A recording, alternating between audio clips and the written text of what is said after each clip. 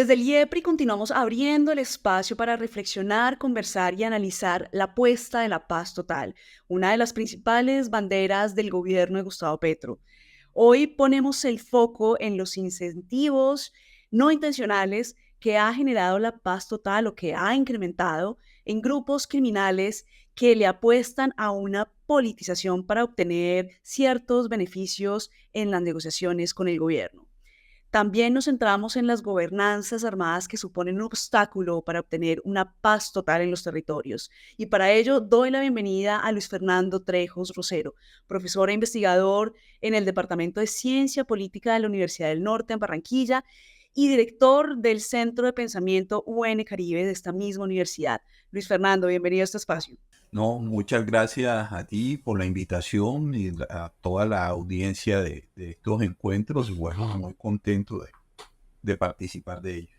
Bueno, ya desde el IEPRI hemos venido realizando varios de estos encuentros sobre la paz total y la primera pregunta que le hago a los y las invitadas es la siguiente y es, ¿cómo va la paz total? ¿Qué breve balance podrías realizar sobre lo bueno, lo malo y lo que se podría mejorar? Bueno, voy a tratar de hacer un esfuerzo por hacerlo brevemente. Yo le reconozco unos aciertos a la paz total y en este sentido creo que hay dos cosas destacables. Lo primero es que la paz total la política gubernamental de paz de la administración Petro vuelve a meter el tema de la paz dentro de la agenda de discusión pública, porque durante la administración anterior la paz había sido marginada del debate nacional, ¿no? Toda la apuesta fue hacia la estrategia de seguridad y defensa y la paz quedó, digamos, congelada. Eso es algo que destaco de la paz total. Y lo otro es que también se han logrado unas disminuciones, digamos, efectivas del homicidio en espacios urbanos como Buenaventura, Quibdó, y el Valle de Aburrá, Medellín y el Valle de Aburrá, en el marco de las mesas de diálogo sociojurídico que se establecieron en esos territorios y que lograron unas treguas entre distintas expresiones de violencia en esos espacios particulares. Lastimosamente no hay un marco jurídico que respalde esos espacios y no sabemos para dónde van, ¿no? Y cuánto tiempo van a sostenerse.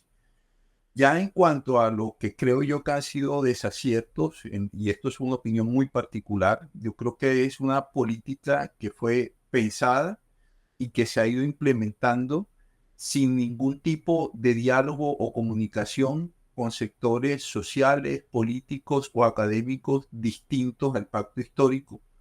Y eso ha hecho que la política pierda la posibilidad de haber generado un contexto de gobernanza de la paz que seguramente la hubiera robustecido y hubiera producido unos insumos más sólidos para que hoy no tuviéramos los resultados tan agridulces que estamos viendo, ¿no? Entonces, en ese sentido, creo que ha sido una especie de paz sectaria, ¿no? Porque ha sido el gobierno con los más cercanos a él y dejó por fuera, digamos, una vasta experiencia en cuanto a negociadores, académicos y sociedad civil que ha participado en distintos momentos en otras negociaciones.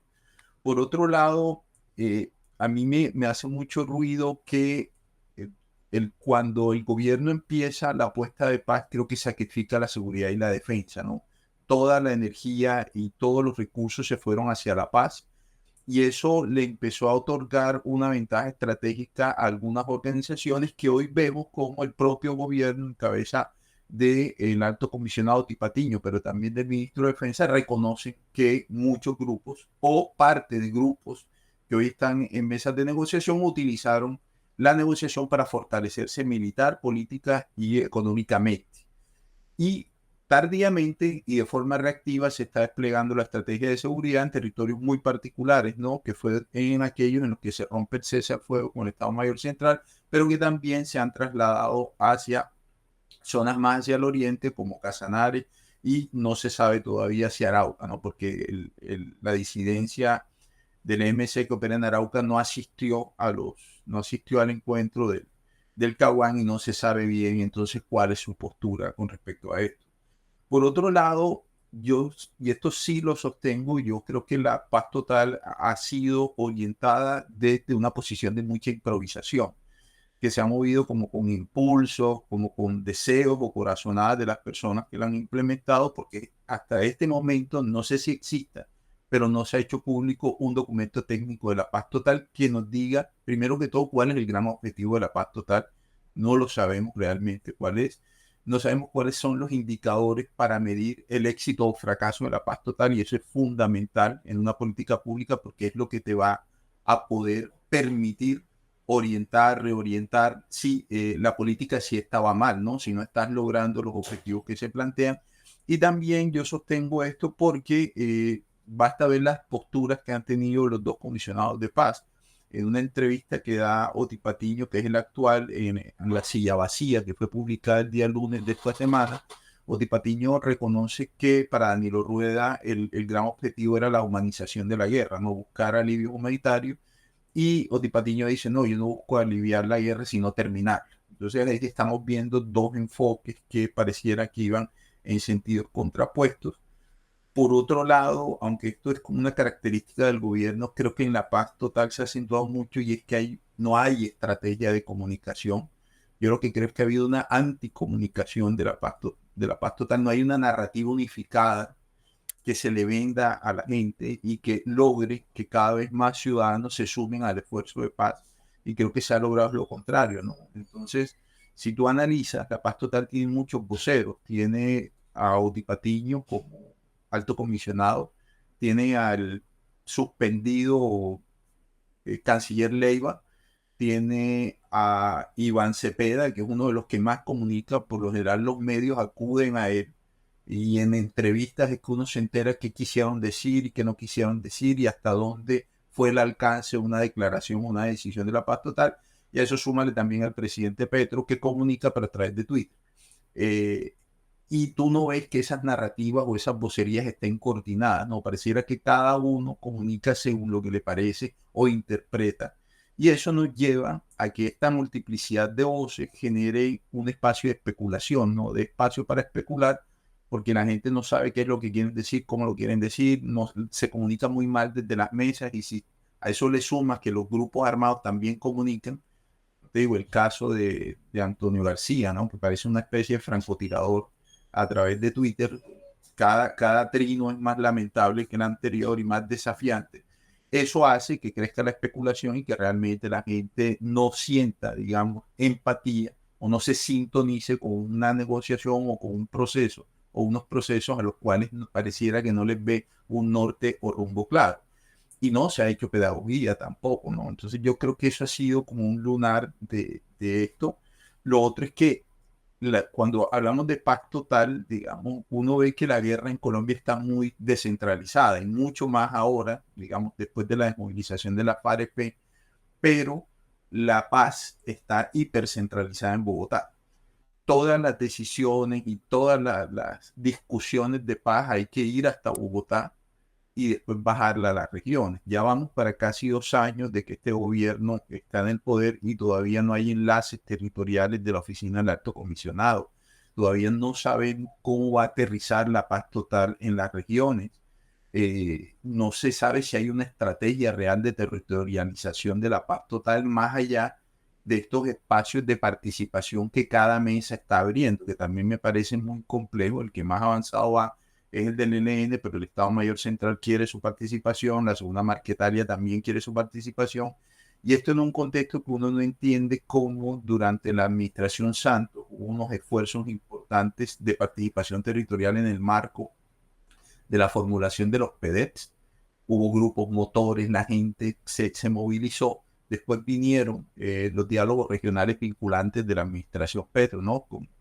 En los cuales se iban a tomar los insumos para la construcción del Plan Nacional de Desarrollo, que debía incorporar también esos sentires de las regiones en temas de paz. Y ahora eso queda atrás porque cada grupo armado también quiere su espacio de participación. Entonces yo sí creo que esto desgasta un mecanismo importante de legitimación de los procesos, porque a la gente se le está llevando casi que de manera ritual a unos espacios, ¿verdad? Donde hay unos protocolos de paz, y todo el mundo haciendo su lista de necesidades, pero nadie se las resuelve. A mí eso me parece complejo, pero está muy amarrado el tema de que la paz total no ha aterrizado en los territorios. Lo que sí aterrizaron fueron los grupos armados, pero la paz no ha llegado. Y por último, que también me parece muy complejo, es que el gobierno privilegió el diálogo político con los grupos a los cuales les reconoció ese carácter, ¿no? Pero tampoco ha dicho nada o no es muy claro con cuál es la ruta que va a seguir con los otros grupos, ¿no? Con los que reconoce como criminal. Y en este caso hay dos emblemáticos como son las AGC, hoy Ejército Gaitanista, perdón, pues de Colombia, y estarían los conquistadores en la Sierra Nevada. Entonces, no hay nada que ofrecerles a esos grupos porque no hay marco jurídico. Es decir, no hay una ley o una norma que avale un sometimiento o una sujeción a la justicia de estos grupos.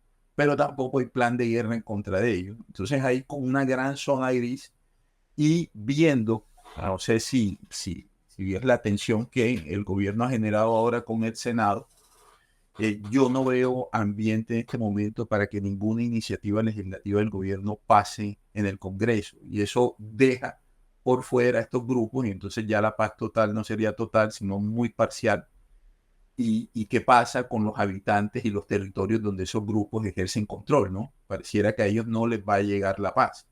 Entonces yo sí creo que estos han sido, a grandes rasgos, disculpa si me extendí, como los desaciertos que se han cometido, no solo en la formulación, sino en la implementación de la estrategia de paz del gobierno. En este rompecabezas de la paz total, en el que el gobierno de Gustavo Petro se encuentra negociando simultáneamente con varios actores, ¿cómo podemos entender las gobernanzas armadas en este contexto? O más bien, ¿cómo estas gobernanzas armadas se constituyen en un reto o quizá en un obstáculo para el proyecto de la paz total?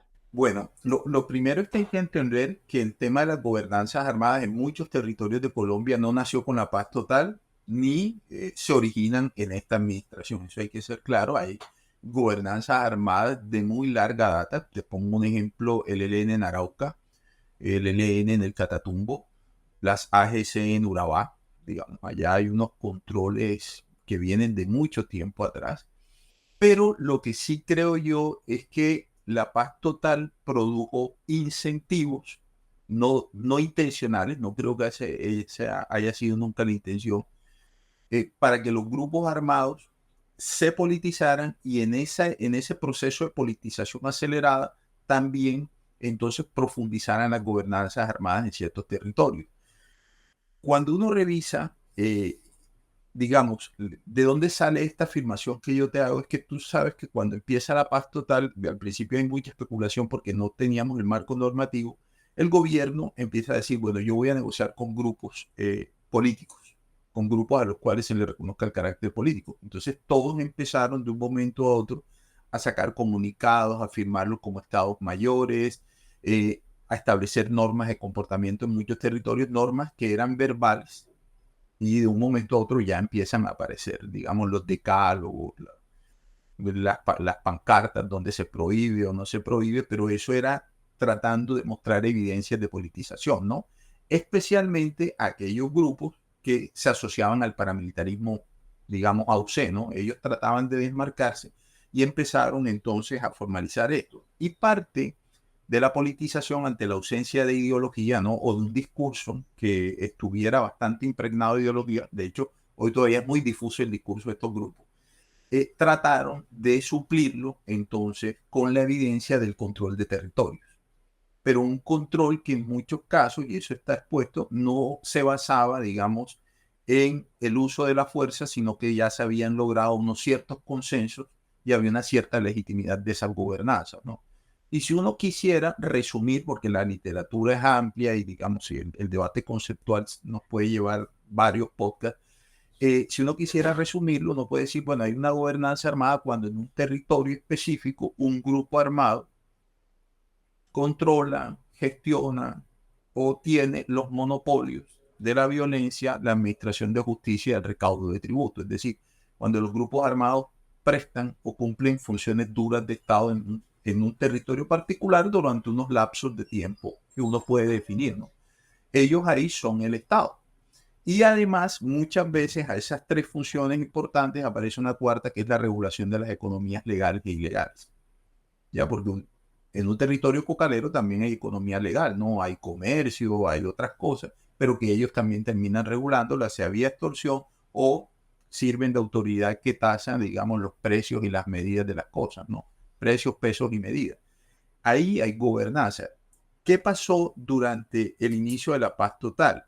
Llegó un momento que parecía que desde la oficina del alto comisionado se promovió una idea de que cada vez que se hicieran manifestaciones de paz en los territorios, había que meterle mucha gente, ¿no? O sea, meterle gente. Y eso implicó entonces que ese ejercicio de control territorial que muchos grupos hacían empezó también a incidir sobre manifestaciones públicas de apoyo a negociaciones o a grupos particulares. Empezaron a arriar gente hacia estos espacios, ¿no? En algunos casos la gente iba voluntariamente, en otros no. Pero eso sí puso, creo yo, en riesgo a muchos liderazgos que trataron de frenar esa especie de manipulación, ¿no? Y ahí es cuando los grupos empiezan de manera sistemática a violentar a liderazgos particulares. Sabes bien que un líder social, digamos, está en el objetivo de muchos grupos armados, pero el que controla el territorio es el que pone las normas y ese es el que más tiene posibilidad de victimizar al líder en cuestión y eso fue lo que pasó. Entonces, hoy lo que estamos viendo es que las gobernanzas quedaron expuestas, ya venían desde mucho tiempo atrás, pero hoy están más expuestas porque la paz total abrió la ventana de oportunidad para que los grupos empezaran a movilizar gente, ¿no? Tratando de mostrar una legitimidad política, que, como te digo, en este caso iba más allá del brazalete, de la bandera, del escudo, del sitio web, sino un relacionamiento comunitario más estrecho con esos ciudadanos que habitan los territorios que ellos controlan. Eso es lo que ha venido pasando y a eso súmale también que creo que otro incentivo no deseado de la paz total es que cuando el gobierno empieza con los ceses al fuego tienen una particularidad, los ceses al fuego solo son bilaterales, solo implican fuerza pública y grupo armado, entonces eso en la práctica elimina o disminuye la violencia vertical ascendente, ni los grupos atacan a la fuerza pública ni la fuerza pública ataca a los grupos, pero sí abre espacios para que las violencias horizontales crezcan, porque ahora yo puedo atacar a un grupo armado competidor y eso no implica violación de cese al fuego. Pero lo peor es que también posibilitaron digamos, que se acentuaran las violencias verticales descendentes, grupo armado contra las comunidades, instrumentalizándolas. Entonces teníamos el tema de los reclutamientos, de los confinamientos, y eso tampoco en la práctica le producía al grupo armado una sanción porque no violaba el cese al fuego. Entonces, la gobernanza en algún momento, como digo yo, se potencian en ese espacio y en otras, esas gobernanzas empiezan a ser desafiadas por los procesos de expansión de los grupos armados. Y eso produce victimización. Mira el caso de Arauca, ¿no? Entonces, en Arauca la guerra es muy perversa porque los grupos armados están atacando a lo que considera son las bases sociales del enemigo, a los líderes del enemigo. O sea, no se están enfrentando las fuerzas vivas de los grupos en combates abiertos, sino que están atacando a civiles, a los cuales acusan de pertenecer al bando contrario. Eso pasa porque había una gobernanza consolidada y hoy hay una disidencia de FARC que desafía al ELN. Retomando esto que nos señalas, en un reciente artículo que escribiste junto a Reinel Vadillo para La Silla Vacía y que entiendo hace parte de un documento más amplio publicado por FESCOL, ustedes señalan, digamos, estos incentivos y cómo la paz total ha creado involuntariamente estos incentivos. ¿Qué otros adicionales a los que ya nos comentaste existen? Y cómo estos incentivos se relacionan con las apuestas políticas de estos grupos criminales. Nosotros nos centramos en el Caribe en esos tres, ¿no? Uno, lo primero es la politización acelerada. Todos los grupos corrieron rápidamente a permearse de algo que les otorgara ese carácter o reconocimiento. Entonces, es el tema de la formalización, digamos, organizacional. El caso de las AGC es muy emblemático. Ellos tenían presencia en muchos territorios, pero era una presencia informal en el sentido que eran grupos.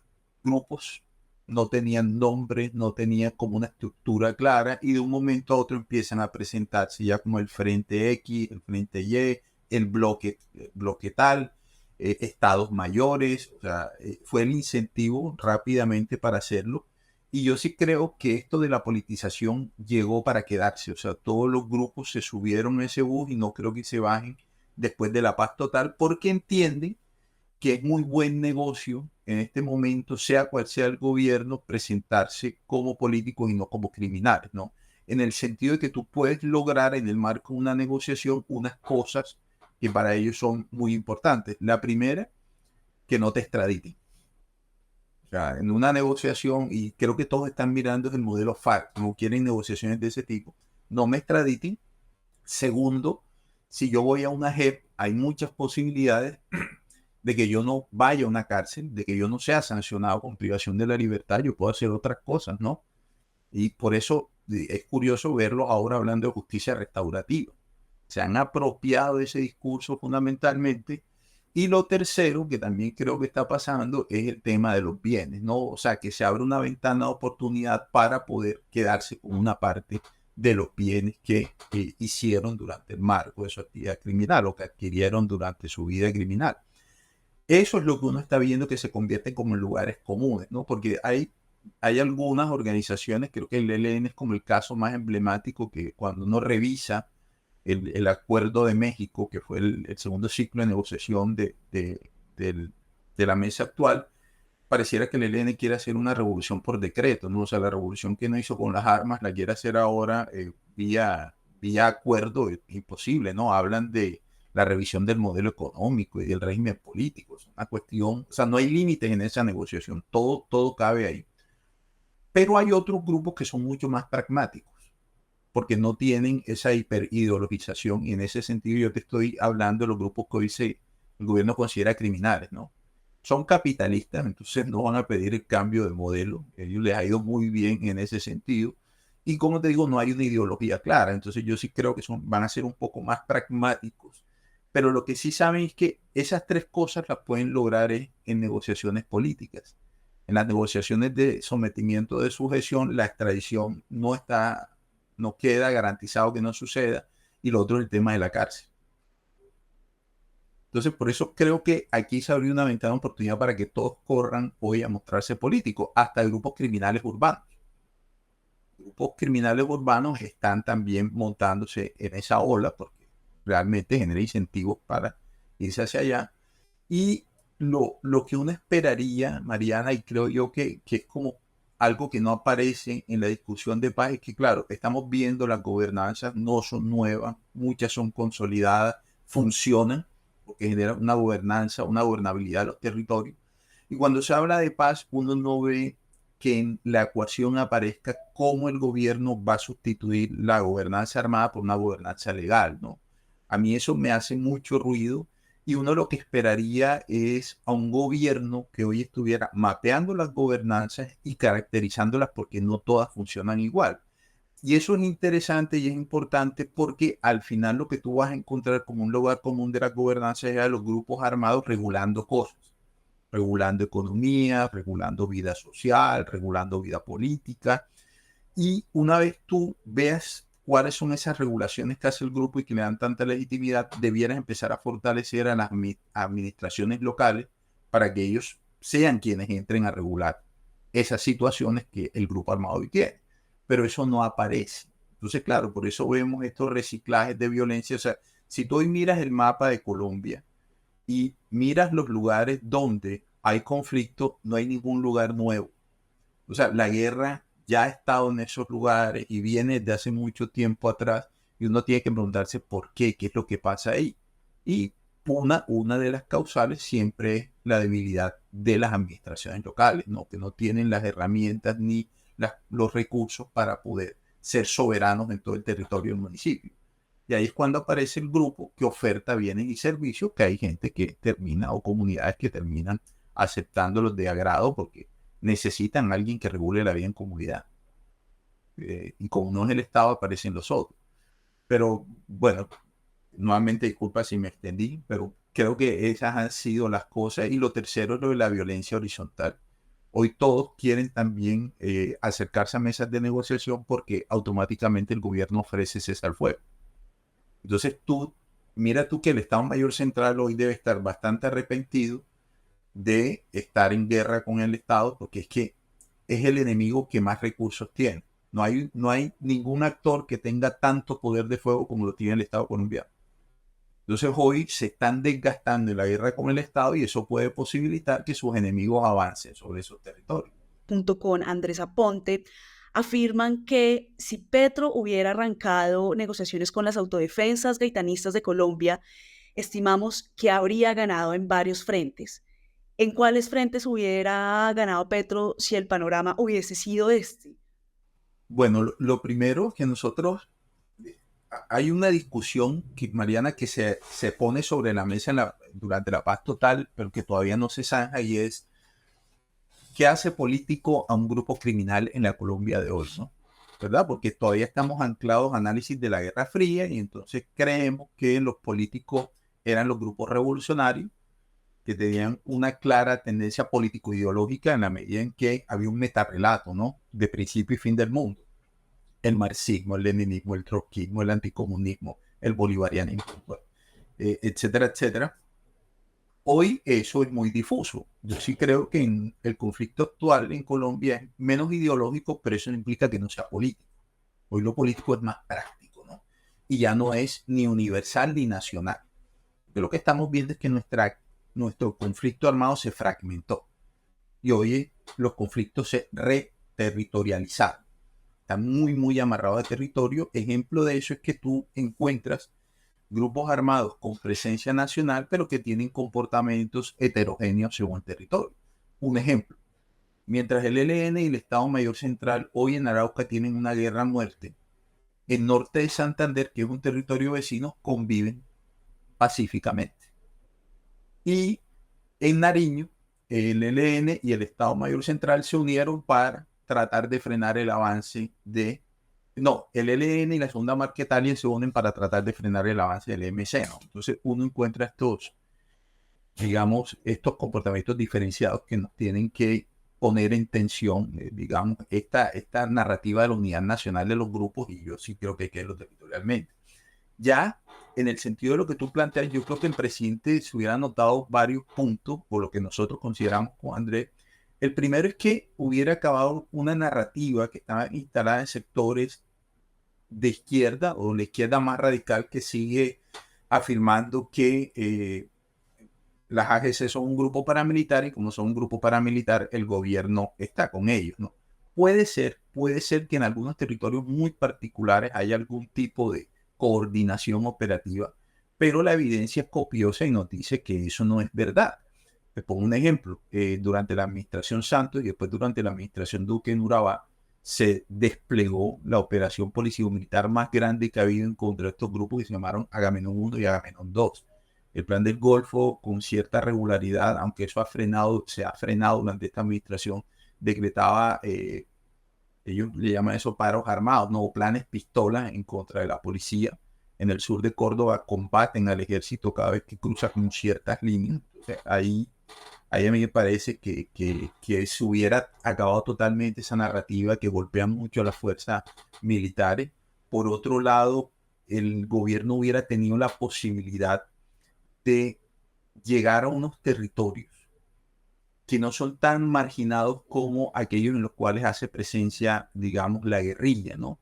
No es la Orinoquía, no es la Amazonía, que son territorios muy vacíos, donde las comunidades viven de manera muy dispersa, sino que hubiera llegado a unos territorios en los cuales hay presencia de Estado, pero que es muy débil, pero hubiera logrado, digamos, una cooptación institucional positiva, fortaleciendo administraciones locales y también estableciendo unos diálogos con unas élites que históricamente han tenido tensiones con la izquierda. Te hablo de palmicultores, bananeros, es decir, hubiera accedido a territorios en los cuales hubiera sido mucho más fácil la consolidación del Estado que aquellos en los cuales toca empezar casi desde cero. Y además, también hubiera logrado avanzar en ceses al fuego multilaterales, o que los ceses al fuego que hoy están, digamos, en funcionamiento fueran realmente efectivos. ¿Por qué? Porque el cese al fuego en el sur de Bolívar, el cese al fuego del gobierno con el ELN en el sur de Bolívar no funciona porque están en guerra con las AGC. Entonces allá no hay cese al fuego en la práctica. En el sur del Chocó, el cese al fuego hubiera producido alivios humanitarios reales, pero no ha servido para eso porque ahí hay una guerra entre el ELN y las AGC. Y el ELN, cada vez que las AGC avanzan, lo que hace es decretar confinamientos o paros armados, ¿no? Entonces yo sí creo que hubieran podido avanzar, y te estoy hablando como de cuestiones más prácticas, pero la agenda, y esto es especulativo porque todavía no se ha dado, pero por lo que yo te señalaba anteriormente, creo que primero hubieran sido agendas mucho más aterrizadas y realistas que las que estamos viendo en otras mesas, ¿no? Que todavía no sabemos con el Estado Mayor Central qué es lo que se va a negociar, y con la zona Marquetalia mucho menos, ¿no? Y con el ELN se va a negociar todo. Pero estos grupos quizás, por lo que te decía, que son muy pragmáticos y no son anti-Estado, hubieran logrado unas agendas más acotadas que ya hubieran ido avanzando un poco más.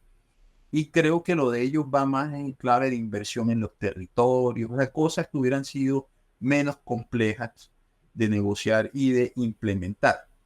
Tampoco creo que una mesa con estos grupos hubiera sido pensada casi que en tiempos bíblicos, ¿no? O sea, que se sabe cuándo arrancan, pero no cuándo terminan. Yo sí creo que con estos grupos la cosa hubiera sido más rápida. Y la paz total hubiera recibido, digamos, oxígeno, ¿no? Hubiera recibido empujones positivos, porque es que hoy, Mariana, cuando tú revisas, una de las fallas que tiene la paz total es que no ha dado ningún resultado concreto. No hay ningún resultado concreto. Hay expectativas, hay planes a futuro, cosas que quizás pasen, pero en la práctica no hay nada. Hay dos ceses, hay un cese al fuego y una prórroga de cese al fuego con el ELN, que como te digo, habría que mirar bien si eso ha servido y para qué se hizo. En el Chocó eso no sirvió, en el nordeste antioqueño eso no sirvió, en el sur de Bolívar eso no sirvió. Y además hay unos mecanismos de monitoreo que no sirven. En el caso del ELN no sirven porque los delegados del ELN no han llegado a esos puestos porque el ELN designó a militantes de esas guerrillas que están presos y los jueces todavía no los han liberado. Entonces, como no los han liberado, ahí no hay quien verifique. Entonces, esto también va a producir un desgaste de una figura que es muy importante dentro de las negociaciones, porque los habitantes de muchos territorios se dan cuenta que haya o no haya cese al fuego, todo sigue igual. Y también produjo que el Estado renunciara a su capacidad de disuasión, ¿verdad? Por lo general, los cese al fuego, lo que hemos visto es que se establecen en fases avanzadas de la negociación, casi cuando ya no hay punto de retorno, ¿no? Entonces, bueno, cese al fuego para proteger, para estar. Porque tú, si renuncias a la capacidad de disuasión, estás renunciando a la posibilidad de presionar al grupo por la vía militar. Entonces, eso hace que las cosas avancen a unos ritmos y a unos tiempos que los pone el grupo, pero no el gobierno. Lo militar te puede servir para tú tener la sartén por el mango. Hoy no tenemos eso, ¿no? Entonces, si las AGC se hubieran negociado, quizás los cese al fuego hoy realmente dieran ciertos alivios reales a los territorios, pero eso no está pasando. Luis Fernando, muchas gracias por tu tiempo, gracias por este completo análisis. El tema pues da para ancho, da para mucho y esperamos volver a contar con tu participación en próximos programas. Recibe un saludo. No, Mariana, siempre a la orden y un gusto haber participado con ustedes hoy.